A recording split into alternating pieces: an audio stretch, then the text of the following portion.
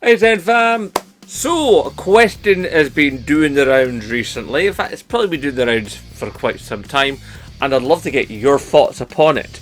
So, the question runs a little something like this. Would you rather have a minute and a half ad break every 2 hours while you game in your game, or would you pay to have transactions or aggressive microtransactions in the game? And I think most of us would just be no and no and no! All of that, no. But I suppose I should be impartial and try and at least give a reasoned, level, logical debate to the whole thing, as that is part of the remit of this channel, to discuss gaming culture. And obviously you're part of that discussion. It's just all kinds of horrible in that particular question.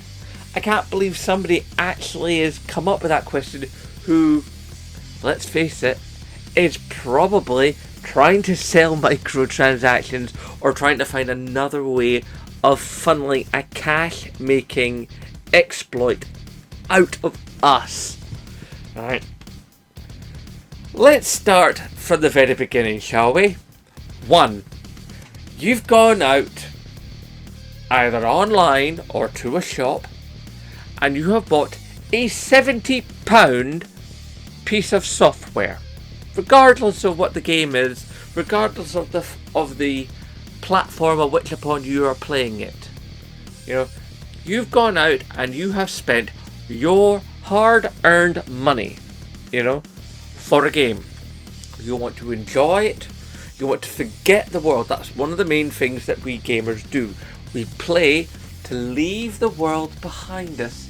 Forget all the noise, forget all the crazy, immerse ourselves in a world and not be us for a while, We can be, a dog from outer space. We can be, a young woman, in a historical environment. We can be, a gun-toting cowboy. We can be anything.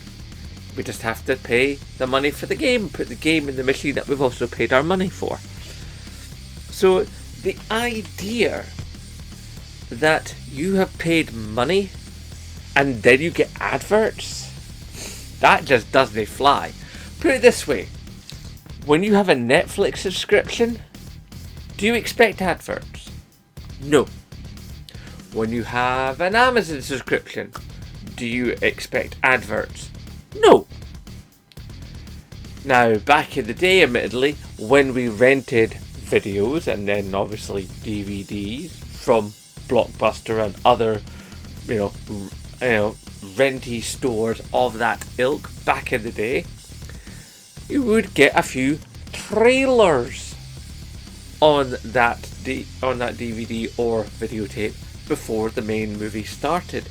But it was different for two main factors. One, there were trailers for movies that you might want to watch that were put on that tape, as a guide because, hey, you've liked this, you might like these. A bit like how it is now with Amazon and most other shopping networks online. Customers have bought this, also bought this. Similar idea applies. But mostly, it's just not it's just not how it goes, because back in those days, when you were renting stuff from a shop, you could fast forward through the ads. If you wanted to fast forward through the trailers, you could do that. If you wanted to skip through the trailers on the DVD, you could do that. Now, admittedly, you can't get rid of you couldn't get past the copyright warning on a DVD by skipping it. You had to sit there and have it scroll in front of you. But everything else that wasn't legally binding, you could dispatch at your will. Now, don't get me wrong, there have been product placement in games over the years. probably the most current explanation I can think of that is when Monster Energy Drink was inside Death Stranding.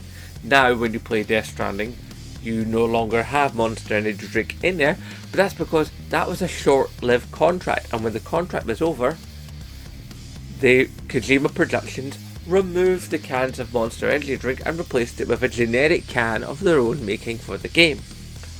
Or even in the second MotorStorm game, which was Pacific Rift, I think it was called, if memory serves. There were some billboards that actually did have advertised real-world products. But you went past them at such a speed that it didn't really matter. And it kind of also gave the world a wee bit more immersion, like when you're playing your FIFA or your Formula 1 games, you know, or some of the other more super realistic racing games, you know. They have advertising on the cars and on the tracks because it exists in real life. Now, sometimes, you know, they'll take that into account and try and keep that out of the game and just replace it with fake adverts, which is brilliant. Now, all the better. But sometimes it's nice to have that immersion. But largely speaking, unless I'm wrong about this, there isn't really any laws on the books. And even if there was laws in one country, how do you get that to fit for all the other countries that the game's in? You might have a law for Australia, but then you've got to have a law for North America, for Canada, for the UK, for France, for Germany, for Spain, for Greece, for blah blah blah blah blah, on and on and on and on. Everywhere that game is sold, you'd have to have a law for it. And then you'd also have to have laws that work with the laws of other countries, because, like, you know, you sell in a game in the EU, you know, that's all well and good that the game might perform to whatever EU law may exist, but then there might be individual laws inside member states of the EU that may conflict with that law as far as advertising guidelines inside that sovereign nation is defined. So it gets tricky, which is why I think most games don't do it. I think there was adverts in a recent, I think it was a basketball game that would cause a lot of hassle, and I think there's been things in wrestling games of recent times. But by and large, most game developers know you don't do it because it's just too much of a hassle, too much of a headache, and you annoy the audience. You know. Here I am, I'm playing away, I'm not concentrating, I'm in the moment, I'm about to beat the big boss. Advert. Really? Is that really what you want? No. Nobody wants that. Of course not. That's ludicrous. It'd be the same if we take it back to the idea of watching a movie. You're in the middle of the movie, you know. Say you're watching a classic, like, I don't know, like Ghostbusters, you know. And, it's at the final scene where the Ghostbusters are on top of the hotel and they're about to battle Gozer, you know, and it's all kicking off and it's oh, you know, and then the Stay Puft Marshmallow Man starts through New York, and then just as it's hoving into view and you're about to get your first proper look at the Stay Puft Marshmallow Man, BAM! An advert for, like, I don't know, like Audi or, you know, biscuits or, you know, something else that has completely nothing to do with anything. And all of a sudden you're bombarded with this advert. Now, yes, you could ignore the advert. I mean, look at Spotify. A lot of people that use Spotify, like myself, just let the adverts roll. I just take my headphones off, or turn the volume down, or I just flat out ignore them, you know, and wait till the advert has passed to enjoy the rest of my music. Although admittedly, a lot of the time these days, I'm using Spotify to catch up on my podcasts, because I listen to a lot of podcasts, you know, so I can stay on top of the news and discussion for you guys, so I can remain culturally relevant within the gaming space. It's amazing how much stuff you do as a content creator to try and be a good content creator in your spare time. You're never really done. So you've got all these, you know, if you've got adverts in your game, that's just going to completely knacker the flow of the game. Now, some would say, this is a anti-argument, some would say, well, why don't you just have the adverts in like loading screens, and if it's an online game, while you're in the lobby waiting for the party to connect? And I would say, yeah, you could do that, but then if the advertisers have paid for that space, who's to say that the lobbying time wouldn't be artificially stretched out just so they could sling in another advert while you wait? And say that, like, it would take 90 seconds on average to get a full lobby in, say, I don't know, one of the mass races in Riders Republic, let's say, for argument's sake. Let's say it takes 90 seconds to get a Riders Republic race going, right? And every advert is 30 seconds long. So they could squeeze in 3 adverts in that on average.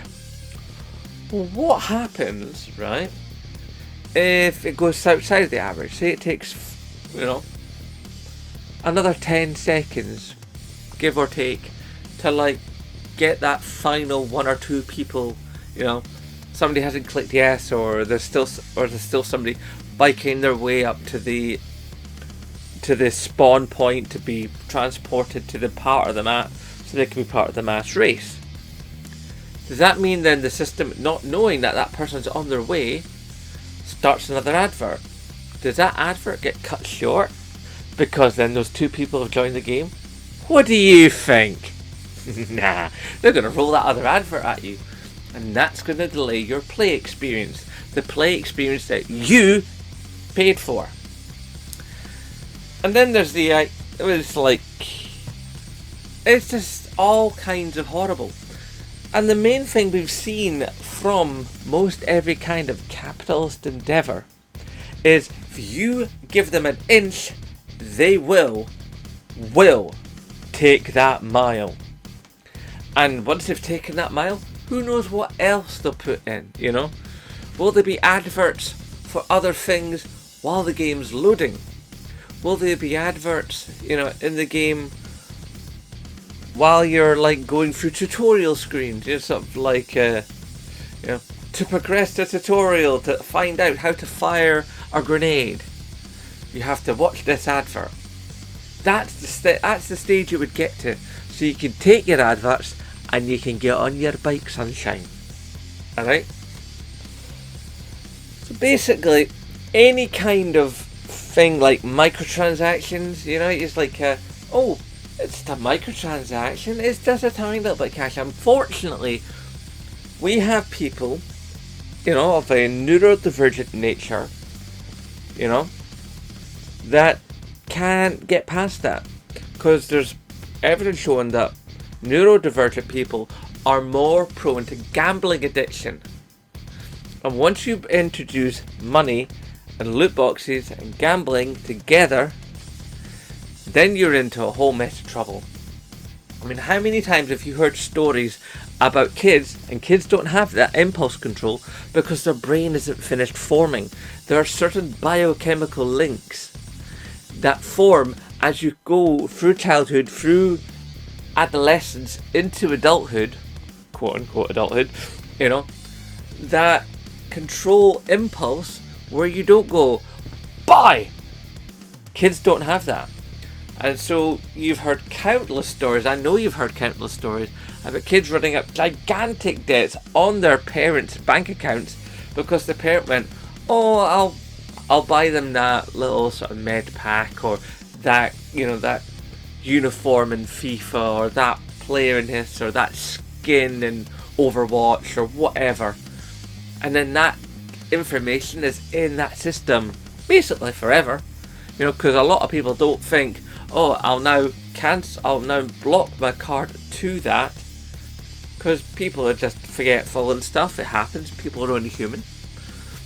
And then the kid goes and orders up all this stuff, and next thing you know, there's not enough money to pay the gas, the electricity, the food, the petrol, council tax, rent, whatever you like. There's not enough money because the kids spent it. Because children, small children, do not understand the value of money.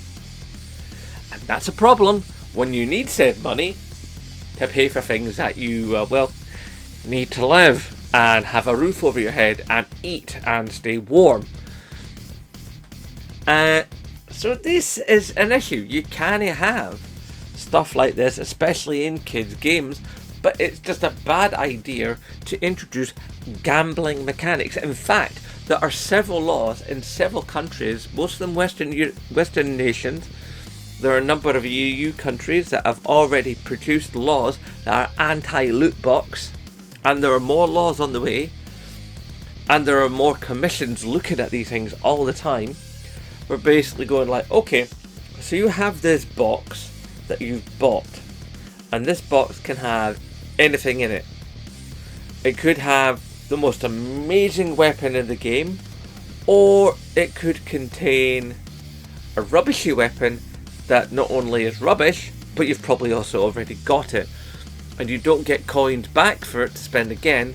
You just have that same code happen, and you basically have got nothing. You've opened the loot box, you've already got that item, sucks to be you.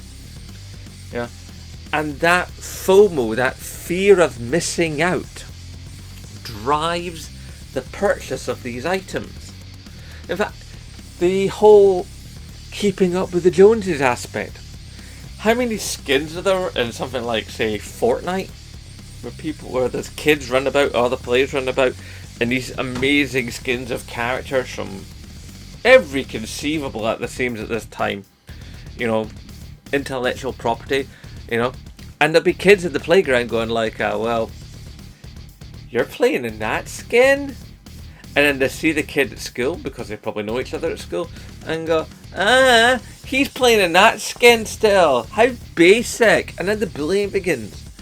All over a digital good. So it's just nothing but trouble.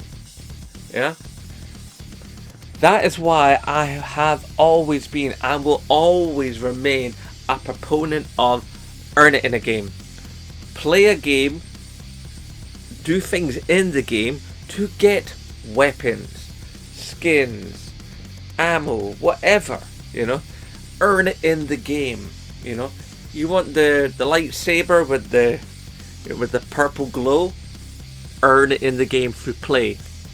You want the cool hood in Assassin's Creed?